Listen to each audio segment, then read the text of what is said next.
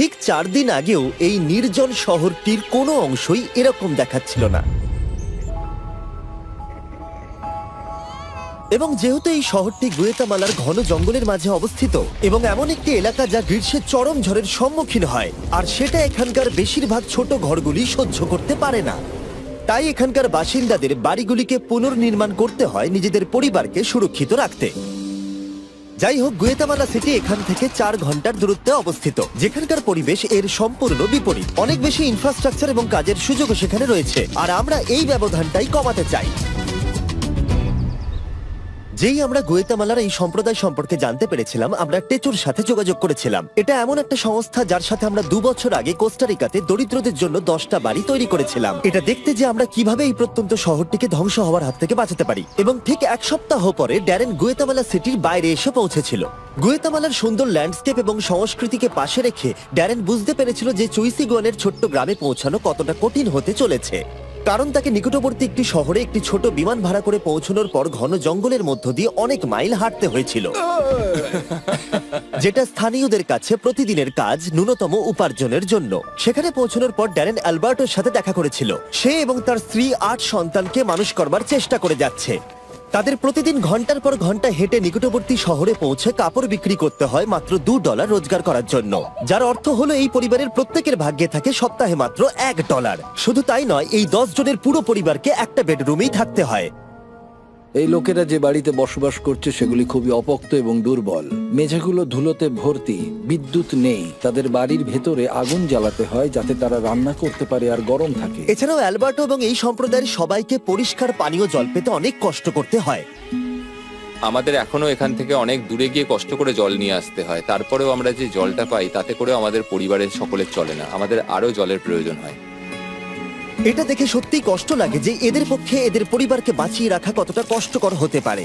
আমরা এসে এই সম্প্রদায়কে সাহায্য করতে চাই, তাদের মধ্যে একটা বিরাট পরিবর্তন আনতে চাই। আমরা তাদের পরিবারকে আরো আরামদায়ক আর নিরাপদ পরিবেশ দিতে চাই, এবং তাই আমরা আমাদের পার্টনার টেকনোর সাথে আগামী কয়েকদিনে যে কাজটা করতে যাচ্ছি তার জন্য একটা বড় পরিকল্পনা করেছি। তাই মাত্র 4 দিনের মধ্যে আমরা এমন 15টি নতুন বাড়ি তৈরি করব যাতে সোলার সিস্টেম বিদ্যুৎ সরবরাহ করতে পারে, একটা স্যানিটেশন সিস্টেম, কংক্রিটের মেঝে, একটা কাঠের জ্বালানির উনুন এবং স্টোরেজ ফিল্ট্রেশন সহ একটা রেন হারভেস্টিং সিস্টেম।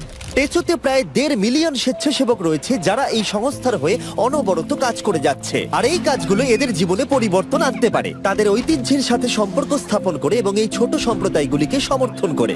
আর ওরা এভাবেই সমাজের 2 শ্রেণীর মধ্যে ব্যবধান কমাতে চাইছে। পরের দিন খুব ভোরে, মাত্র 4 দিনের মধ্যে এই বিশাল কাজটা সম্পূর্ণ করতে 50 জনেরও বেশি টেচোর স্বেচ্ছাসেবক এই গ্রামে এলো এই কনস্ট্রাকশনটা শুরু করতে। আর যেহেতু এই গ্রামে কোনো রাস্তাই ছিল না, তাই ড্যারেন এবং স্বেচ্ছাসেবকদের সমস্ত বিল্ডিং সরঞ্জাম নিয়ে পাহাড়ের উপরে উঠতে হয়েছিল, যেখানে মাত্র 48 ঘন্টার মধ্যে নতুন বাড়ি তৈরি করা অত্যন্ত কঠিন হতে চলেছে।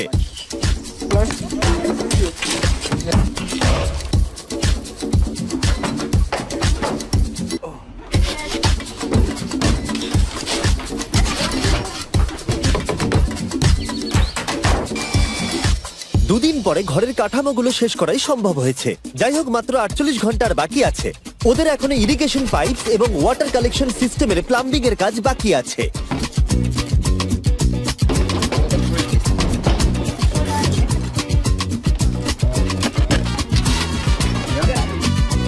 এখন থেকে এরা এখানে প্রচুর জল জমা করতে সক্ষম হবে এবং সেই জল তারা ব্যবহারও করবে বৃষ্টি যদি নাও হয়। এটা এদের জন্য একটা বিশাল ব্যাপার। আমার আগে কখনো ড্যারেনের ক্ষমতায় সন্দেহ ছিল না, কিন্তু এখানে ওরা আমাকে অবাক করে দিল। বিশ্বাস করতে পারছি না, ওরা গোটা কাজটা সূর্য ওঠার আগেই শেষ করে ফেলে। অ্যালবার্টো এবং তার পরিবারকে নতুন বাড়ি তৈরি করে দিয়ে ওরা অবাক করে দেয়, আর বাচ্চারা তাদের উত্তেজনা ধরে রাখতে পারছিল না। এবার রিবনটা কাটা যাক।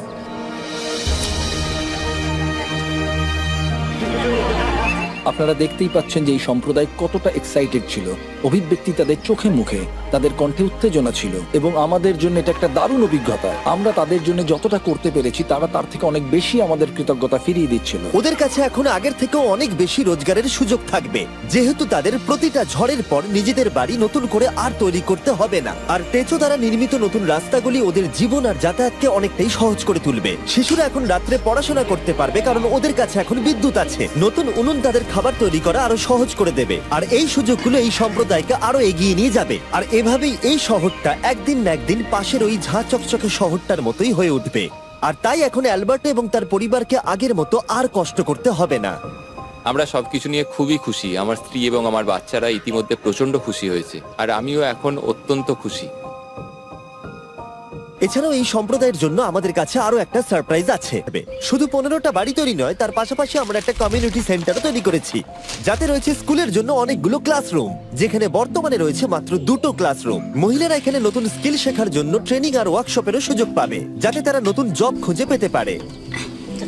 এই গ্রামের লোকেরা শুধু ঘরগুলোই খুলেছে তাই নয়, তাদের হৃদয়গুলোও খুলে দিয়েছে এবং তাদের সম্প্রদায়কেও আমাদের সামনে খুলে দিয়েছে, এবং আমরা সেটা অনুভব করতে পারছি। এই ভিডিওগুলোতে আপনাদের সাপোর্টই আমার কাছে সবকিছু। আশা করবো আপনাদের ভালো লেগেছে। আপনারা যত এই ভিডিওগুলো দেখবেন, আমরা তত ওদেরকে সাহায্য করতে পারবো। কিন্তু আপনাদের আঙুলও সাহায্য করতে পারে। সাবস্ক্রাইব বাটনটা টিপে, তাই এক্ষুনি টিপে দিন। তারপর আমাদের কমেন্টে জানান, আর রেগে যান তার উপরে যে সাবস্ক্রাইব করছে না। রাগ করুন কিন্তু সুন্দরভাবে, কারণ আমরা পজিটিভিটি চাই। কিন্তু রাগ করুন প্লিজ, যাতে ওরা সাবস্ক্রাইব করে দেয়। বাই।